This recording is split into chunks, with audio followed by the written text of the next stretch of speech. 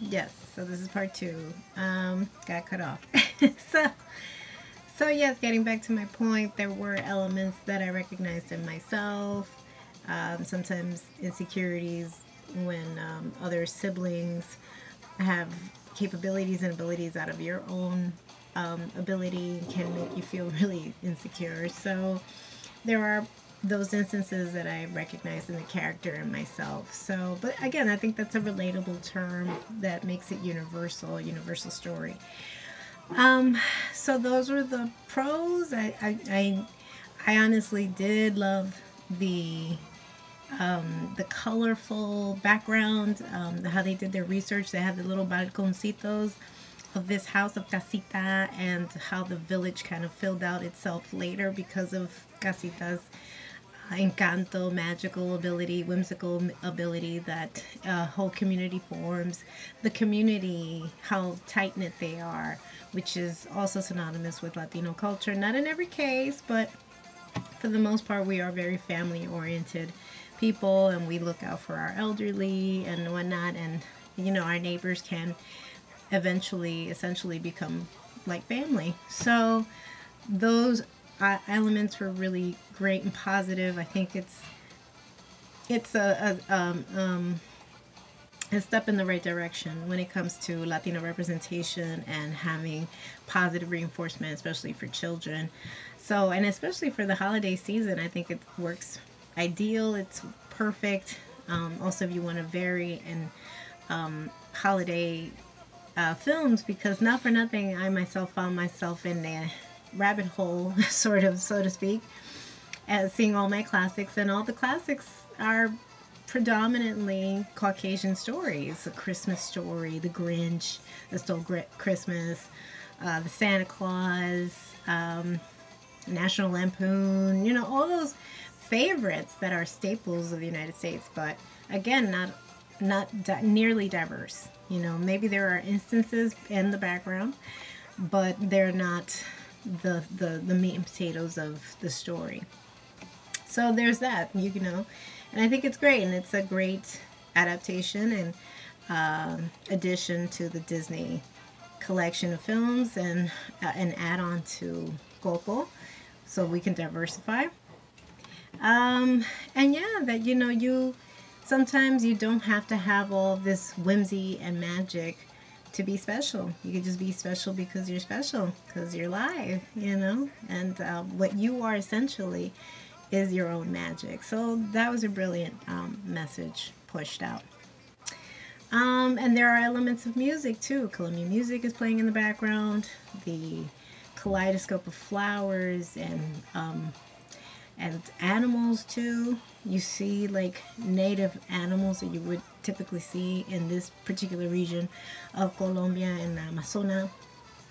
So those were great things to see, and children should see, you know. See, again, I will always reinforce on my channel that people should do research beyond what is meets the eye, whatever is kind of pushed onto you either through our history books, according to the traditional public school education or even private school education here in the United States. You should venture out. There are plenty of institutions that provide you more information if you're in search of it. So there's that. These are the positives. Now, the only thing that I will say, and again, don't crucify me, I'm just a spectator, and like my very much true to my brand as a nerd, there are elements that I see here which I don't know if it was done intentionally or not, but references to other things that are already known. Because here's the thing I will say, this is my argument. Because our representation in Hollywood is so limited, we don't have a lot of resources, you know. And that's not the case when it comes to other races. You can pull from a plethora of other stories, but for the most part, when it comes to Latin America, and there's just so much diversity, so many countries, so many different dialects, traditions, cultural traditions, sayings, everything, colloquialisms, spirituality, faiths. We diversify so much. It's extensive. So when we have an opportunity to be showcased on a national and international platform like Disney, you want to throw in as much as you can, like a gumbo, you know. But there are references that I see in this film, just an edited version of it. So if you're familiar with Ugly Betty, which was really made popular on ABC with America Ferrera, the original story actually came from a Colombian soap opera that debuted in, I believe, the late 1990s, 1999, 2000s, with Betty La Fea. And this is where we see kind of influences for Mirabel's character, because she has the glasses and she doesn't look, she's a little on the quirky side, nerdy side. She's not so, not attractive. I don't want to say attractive, but she's not so like femme, ultra femme, like her sister Isabella. Isabel, Isabella, and she doesn't have that ability. She's kind of the square. There's nothing supposedly special about her, and when you see the film, you essentially see she's a very important part of the story and of this particular family. But again, those instances of insecurity, of being bookish, of being just the reliable sibling and child are elements that I recognize in Betty La Fea, or Ugly Betty, which was the American version of Betty La Fea, and became, a cultural phenomenon for the United States, but essentially started from a Colombian screenwriter in Colombia. And it took off here in the United States, but if you weren't privy to the Spanish channels and watching Betty La Fea back in the day, you don't have any previous information about that. So I saw elements of that. I also saw an edited version. Now, I could be wrong, but there are instances of, hold on a sec. So there were instances for me of the House of Spirits.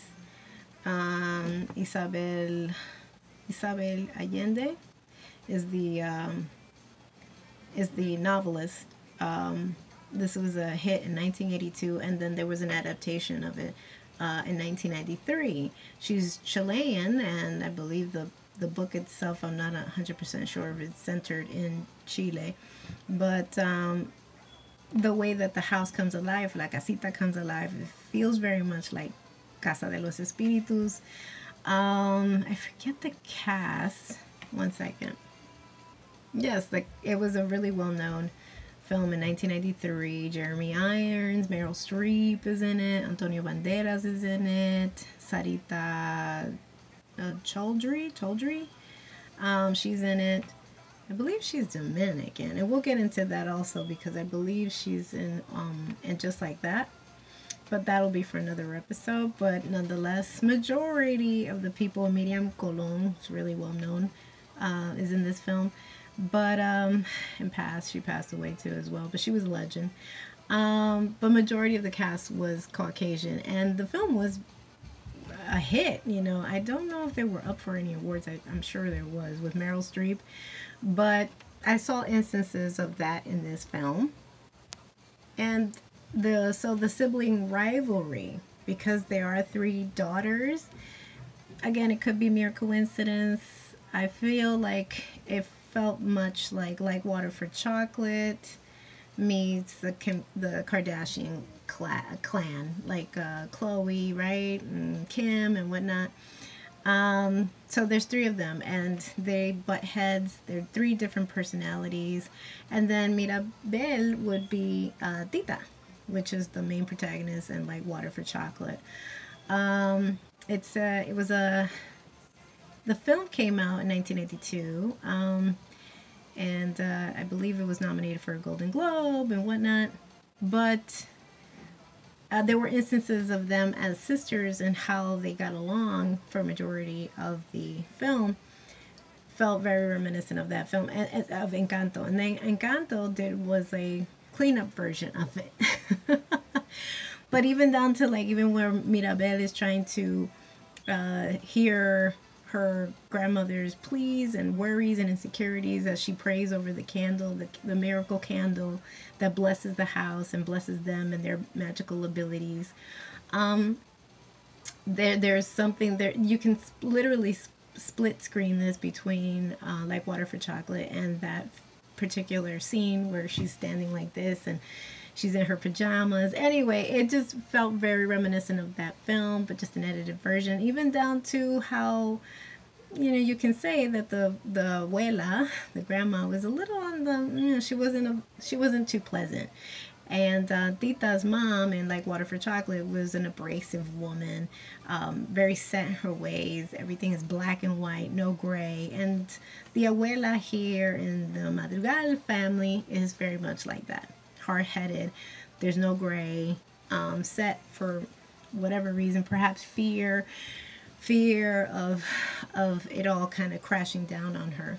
So, but in like Water for Chocolate, there isn't really a resolution, and there is, because, you know, Disney, for the most part, that's how they end their films, with a nice pretty bow, because it's still essentially films for children. So the reason why I mention all this is because I feel like for the most part we want to put everything in one pot, and even if it's taking references from other films, as opposed to just having an original story, you know, something that's different, something that separates. We are family oriented kind of ethnicity, but there are other stories that we can explore, you know, that isn't always the same. And even the word Encanto, again, I know it means magic, or duendo, like if you listen to the Spanish version of it, they call it duendo. But Encanto is the word that stands out, the title that stands out.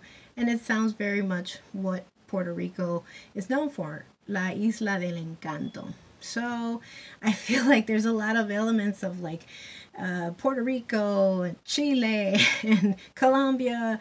And you know, when we're doing this and then we don't, we've